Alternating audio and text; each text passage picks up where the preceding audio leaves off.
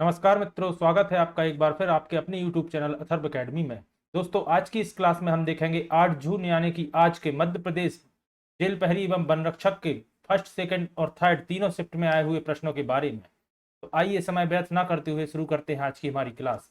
प्रश्न पूछा गया था, मध्य प्रदेश की पहली महाधिवक्ता कौन है? तो दोस्तों, एम अधिकारी मध्य प्रदेश के पहले महाधिवक्ता थे। मध्य प्रदेश महाधिवक्ता कार्यालय नवंबर 1956 में मध्य प्रदेश राज्य के गठन के समय ही अस्तित्व में आया था। राज्य पुनर्गठन अधिनियम 1956 के अनुसार जब मध्य प्रदेश के उच्च न्यायालय की स्थापना की गई थी, उसी समय दोस्तों यह बनाया गया था। मध्य प्रदेश के गठन पर श्री एम अधिकारी मध्य प्रदेश राज्य के पहले महाधिवक्ता बने। महाधिवक्ता कार्यालय उन सभी मामलों को प्रस्तुत करता है जिसमें मध्य प्रदेश सरकार या मध्य प्रदेश प्रशासनिक न्यायाधिकरण के उच्च न्यायालय पार्टी में से एक हो। वर्तमान में मध्य प्रदेश के राज्य महाअधिवक्ता हैं प्रशांत सिंह, याद रखिएगा। अगला प्रश्न है, गिर राष्ट्रीय उद्यान किसके लिए प्रसिद्ध है? तो दोस्तों, गिर राष्ट्रीय उद्यान जो कि गुजरात में स्थित है, यह एशियाई शेरों के लिए प्रसिद्ध है। गिर राष्ट्रीय उद्यान गुजरात राज्य में स्थित है जो कि एशियाई शेरों के संरक्षण के लिए प्रसिद्ध है। एशियाई शेरों का वैज्ञानिक नाम होता है दोस्तों पैंथेरा लियो पारसिका। अगला प्रश्न था, भारत की प्रथम महिला विदेश मंत्री कौन थी? तो दोस्तों, इंदिरा गांधी भारत की प्रथम महिला विदेश मंत्री थी। और साथ ही याद रखिएगा, सुषमा स्वराज भारत की दूसरी महिला विदेश मंत्री थी। अगला प्रश्न है, भारतीय संविधान का अनुच्छेद 17 किससे संबंध है? तो दोस्तों, यह अस्पष्टता के उन्मूलन से संबंधित है। अनुच्छेद 17 भारतीय संविधान में समानता का अधिकार अनुच्छेद 14 से 18 तक दिया गया है, याद रखिएगा। अगला प्रश्न था, मध्य प्रदेश में बौद्ध जम्बू द्वीप कहाँ स्थित है? तो दोस्तों, यह मध्य प्रदेश के सांची में स्थित है। बौद्ध जम्बू द्वीप भारतीय पुरातत्व सर्वेक्षण सांची संग्रहालय के सामने 17 एकड़ का एक मनोरंजन उद्यान है, याद रखिएगा। इसे गौतम बुद्ध और सम्राट अशोक के जीवन और उपदेशों पर विकसित किया गया है। अगला प्रश्न था, मध्य प्रदेश में मालवा की कौन सी जनजाति अपने को राजपूत मानती है? तो दोस्तों, कोरकू जनजाति अपने आप को राजपूत मानती है। कोरकू जनजाति खुद को मूल रूप से राजपूत मानती है। वहीं बैगा जनजाति स्वयं को द्रविड़ के वंशज मानती है, जो कि मूल रूप से मंडला, बालाघाट, शहडोल और सीधी जिलों में पाई जाती है।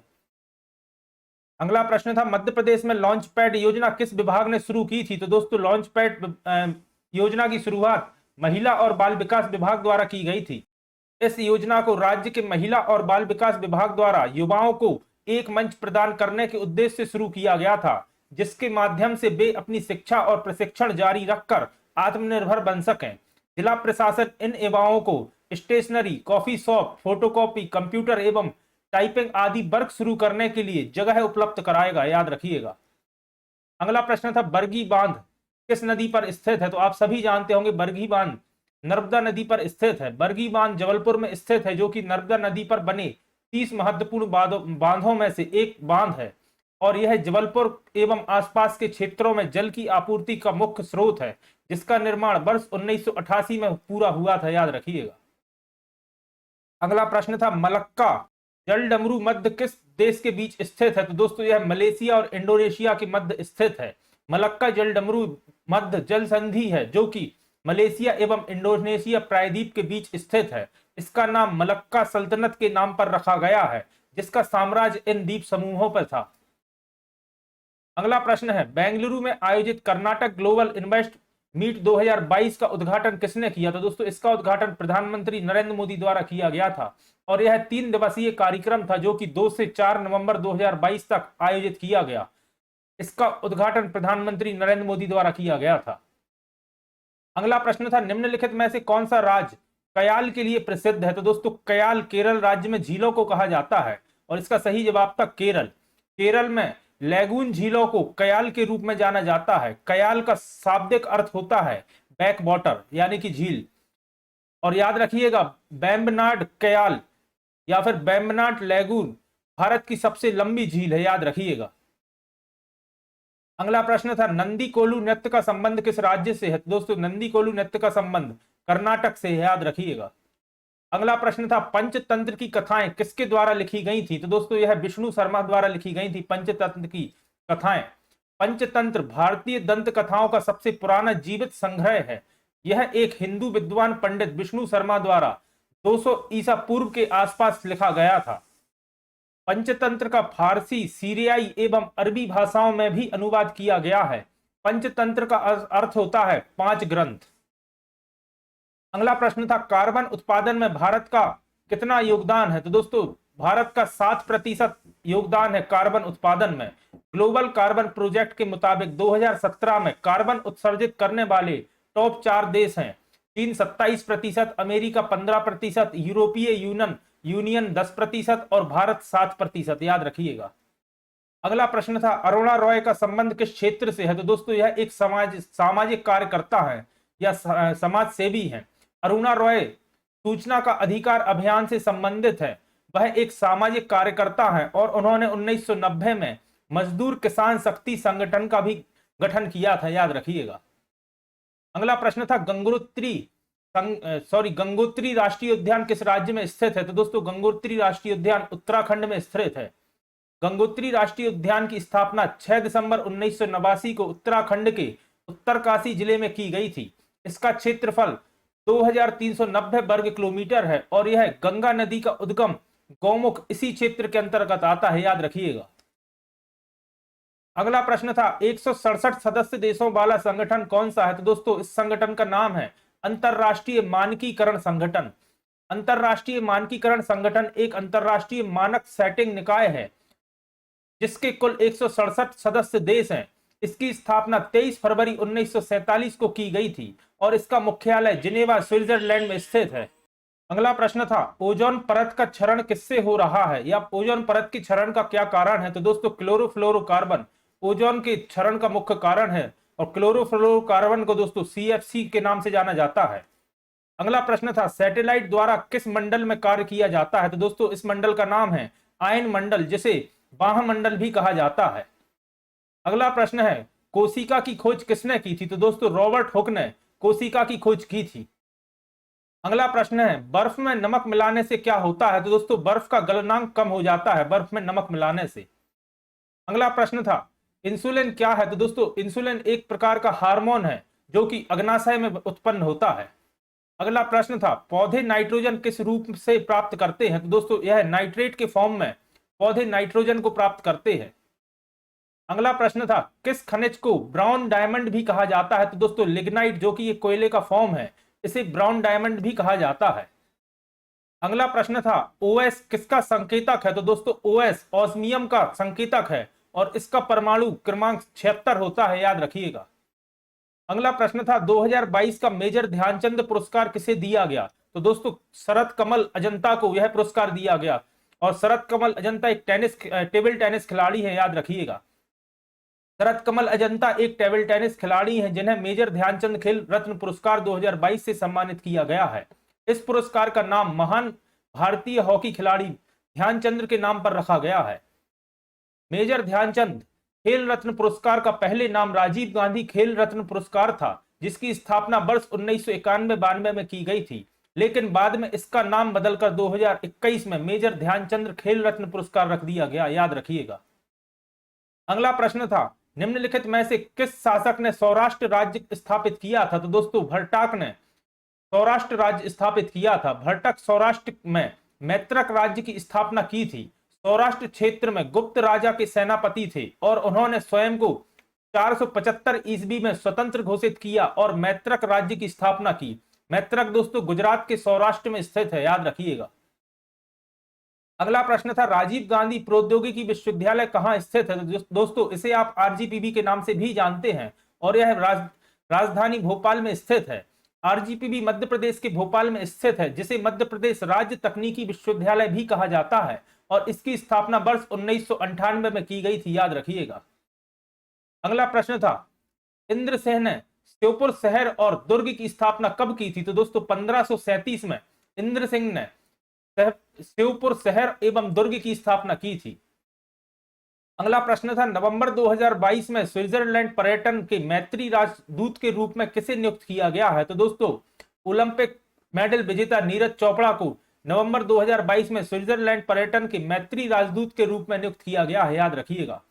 अगला प्रश्न था अंतरराष्ट्रीय खाद्य एवं कृषि संगठन का मुख्यालय कहाँ है? तो दोस्तों इसका मुख्यालय रोम के इटली में है। अंतरराष्ट्रीय खाद्य एवं कृषि संगठन संयुक्त राष्ट्र की एक विशेष संस्था है जिसकी स्थापना 1945 में कनाडा के क्यूबेक शहर में की गई थी, याद रखिएगा। अगला प्रश्न था, दूसरी पंचवर्षीय योजना किस मॉडल पर आधारित है? तो दोस्तों यह महालनोबिस मॉडल पर आधारित है। दूसरी पंचवर्षीय योजना नेहरू महालनोबिस मॉडल को अपनाया गया था। इस योजना का मुख्य उद्देश्य औद्योगिकरण था, याद रखिएगा। और प्रोफेसर पीसी महालनोबिस के ने इस मॉडल के मुख्य वास्तुकार थे, याद रखिएगा। अगला प्रश्न था, ब्लैक होल की पहली छवि कब देखने को मिली थी? तो दोस्तों 2019 में नासा सहित कुल 8 अंतरिक्ष प्रयोगशालाओं की मदद से ब्लैक होल की पहली छवि 2019 में देखने को मिली थी। ब्लैक होल का सिद्धांत सर्वप्रथम अल्बर्ट आइंस्टीन ने 1915 में दिया था, याद रखिएगा। अगला प्रश्न था, मध्य प्रदेश में जल महोत्सव कहां आयोजित किया जाता है? तो दोस्तों यह हनुवंतिया टापू पर आयोजित किया जाता है जल महोत्सव। जल महोत्सव मध्य प्रदेश सरकार द्वारा आयोजित एक वार्षिक कार्यक्रम है जिसका उद्देश्य राज्य में पर्यटन को बढ़ावा देना है। यह मध्य प्रदेश के खंडवा जिले के हनुवंतिया टापू पर आयोजित किया जाता है। और हनुवंतिया दोस्तों खंडवा के पुनासा में स्थित है, याद रखिएगा, जो कि इंदिरा सागर जलाशय में स्थित है। अगला प्रश्न था, भारत सरकार अधिनियम 1935 के तहत अवशिष्ट शक्ति और आपातकाल शक्ति किसे दी गई थी? तो दोस्तों अधिनियम 1935 के तहत यह शक्ति वायसराय को दी गई थी, याद रखिएगा, गवर्नर जनरल को। 1935 में ब्रिटिश संसद द्वारा भारतीय सरकार का अधिनियम 1935 पारित किया गया और इसे 1937 में लागू किया गया था, याद रखिएगा। अगला प्रश्न था, फेडरल एविएशन एडमिनिस्ट्रेशन रैंकिंग 2023 में पहला स्थान किसका रहा? तो दोस्तों इसमें पहला स्थान भारत का रहा। और दोस्तों यह रैंकिंग अमेरिका द्वारा अंतरराष्ट्रीय स्तर पर वायुयान में सुरक्षा की दृष्टि से बनाई जाती है, याद रखिएगा। अगला प्रश्न था, किसी पूंजीगत वस्तु के टूट फूट के लिए वार्षिक भत्ता क्या कहलाता है? तो दोस्तों उसे मूल्यह्रास कहा जाता है, याद रखिएगा। अगला प्रश्न था, श्रीनाथ प्रभु केम्पेगौड़ा की 108 फीट ऊंची कांस्य प्रतिमा की कहां स्थित है? तो दोस्तों यह बेंगलुरु में स्थित है और इस मूर्ति का अनावरण प्रधानमंत्री नरेंद्र मोदी ने 11 नवंबर 2022 को किया था। और दोस्तों श्रीनाथ प्रभु केम्पेगौड़ा को ही बेंगलुरु शहर स्थापित करने का श्रेय जाता है, याद रखिएगा। अगला प्रश्न था, किस मुगल शासक के शासनकाल में जजिया कर लागू किया गया था? तो दोस्तों इसका सही जवाब होगा औरंगजेब। जजिया कर एक गैर मुस्लिम नागरिकों पर लगाया जाने वाला कर था जिसकी शुरुआत कुतुबुद्दीन ऐबक ने पहली बार की थी और 16वीं शताब्दी में मुगल शासक अकबर ने इसे समाप्त कर दिया था, याद रखिएगा। यह प्रश्न भी कई बार पूछा जाता है कि जजिया कर को समाप्त किसने किया था? तो याद रखिएगा अकबर ने। अगला प्रश्न था, कौन सी ग्रंथि शरीर के तापमान को नियंत्रित करती है? तो दोस्तों हाइपोथैलेमस शरीर के तापमान को नियंत्रित करती है। दोस्तों यह मैक्सिमम प्रश्न पटवारी के एग्जाम में भी आ चुके हैं और जो कि एज इट इज आपको इस एग्जाम में देखने को मिल रहे हैं। अगला प्रश्न था, सेब काटने के बाद उसका रंग किसके कारण परिवर्तित होता है? तो दोस्तों रासायनिक परिवर्तन के कारण सेब काटने के बाद उसका रंग परिवर्तित हो जाता है। अगला प्रश्न था, नाइट्रोजन का स्थिरीकरण कौन सा पौधा करता है? दोस्तों यह प्रश्न भी पटवारी में पूछा गया था। और दोस्तों लेग्यूम पौधे नाइट्रोजन का स्थिरीकरण करते हैं और लेग्यूम पौधे दोस्तों फली वाले पौधों को कहा जाता है, याद रखिएगा। अगला प्रश्न था, अशुद्ध जल शुद्ध रूप से कौन सा है? तो दोस्तों वर्षा का जल शुद्ध रूप से अशुद्ध जल कहलाता है। अगला प्रश्न था, निम्नलिखित में से वायरस द्वारा फैलने वाली बीमारी कौन सी है? तो दोस्तों इन्फ्लुएंजा वायरस द्वारा फैलने वाली बीमारी है। और दोस्तों कल के एग्जाम में पूछा गया था बैक्टीरिया द्वारा फैली हुई, उस समय मैंने वायरस से फैलने वाली सभी बीमारियों के नाम आपको कल की एनालिसिस वाली क्लास में बताए थे। अगला प्रश्न था, मीनाक्षी मंदिर कहां स्थित है? तो दोस्तों यह मदुरई में स्थित है, याद रखिएगा। अगला प्रश्न था, भरतनाट्यम नृत्य का संबंध कहां से है? तो दोस्तों भरतनाट्यम नृत्य का संबंध तमिलनाडु राज्य से है। अगला प्रश्न था, यूनेस्को की स्थापना कब हुई थी? तो दोस्तों 16 नवंबर 1945 को यूनेस्को की स्थापना हुई थी। और साथ ही याद रखिएगा यूनेस्को का पूरा नाम होता है United Nation Educational Scientific and Cultural Organization, याद रखिएगा। अगला प्रश्न था, रिजर्व बैंक ऑफ इंडिया के पहले गवर्नर कौन थे? तो दोस्तों Osborne Smith reserve bank of India के पहले गवर्नर थे और वर्तमान दोस्तों शक्तिकांत दास हैं, याद रखिएगा। अगला प्रश्न था, कुचिपुड़ी नृत्य का संबंध किस राज्य से है? तो याद रखिएगा आंध्र प्रदेश इसका सही जवाब होगा। और दोस्तों इस नृत्य का नाम आंध्र प्रदेश के कोलेजपुरम ग्राम के नाम पर रखा गया है, याद रखिएगा। फिर प्रश्न था निम्नलिखित में से कौन सा राष्ट्रीय उद्यान मध्य प्रदेश में है? तो दोस्तों ऑप्शन में बांधवगढ़ दिया गया था, जो कि इसका सही जवाब है। अगला प्रश्न था डॉट्स का इस्तेमाल किस बीमारी के उपचार के लिए किया जाता है? तो दोस्तों क्षय रोग यानी कि टीबी के उपचार के लिए डॉट्स का इस्तेमाल किया जाता है। टीबी का पूर्ण रूप होता है ट्यूबरक्लोसिस, याद रखिएगा। अगला प्रश्न था भारत की अक्षांश रेखा कितनी डिग्री पर है? तो दोस्तों 8 डिग्री 4 मिनट से 37 डिग्री 6 मिनट तक उत्तरी अक्षांश पर स्थित है, याद रखिएगा भारत। अब हो सकता है इन दोनों में से कोई एक पूछा गया हो सकता है 37 6 या 8 4 पूछा गया हो। अगला प्रश्न था अनुवांशिकी यानी कि जीन की खोज किसने की थी? तो दोस्तों मेंडेल ने अनुवांशिकी की खोज की थी। फिर प्रश्न था गोलघर संग्रहालय कहां स्थित है? तो दोस्तों गोलघर संग्रहालय मध्य प्रदेश की राजधानी भोपाल में स्थित है। साथ ही दोस्तों इंदिरा गांधी संग्रहालय भी भोपाल में ही स्थित है, याद रखिएगा। तो दोस्तों ये थे भाई प्रश्न जो मुझे स्टूडेंट के माध्यम से मिल सके हैं। आशा करता हूं आपके लिए उपयोगी साबित होंगे। साथ ही दोस्तों अथर्व एकेडमी चैनल पर मैंने पटवारी में आए हुए सभी जीके जीएस एवं साइंस प्रश्नों की 2 वीडियो में कंप्लीट करके चैनल पर अपलोड कर रखी है। जो अगर आपने अभी तक नहीं देखी है तो उस वीडियो को भी एक बार जाकर जरूर देखिएगा। लगभग हर शिफ्ट में आपको पटवारी के एग्जाम से रिपीट प्रश्न वनरक्षक के एग्जाम में देखने को मिल रहे हैं, तो इन वीडियोस को जाकर आप जरूर देखिएगा। अथर्व एकेडमी की प्लेलिस्ट में आपको मिल जाएंगी।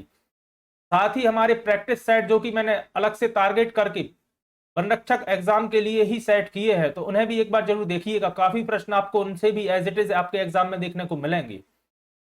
अगर आप चैनल पर नए हैं और अभी तक आपने चैनल को सब्सक्राइब नहीं किया तो चैनल को सब्सक्राइब करें, और अगर आज की वीडियो आपको पसंद आई है तो वीडियो को लाइक करें और ज्यादा से ज्यादा लोगों तक शेयर करें। धन्यवाद।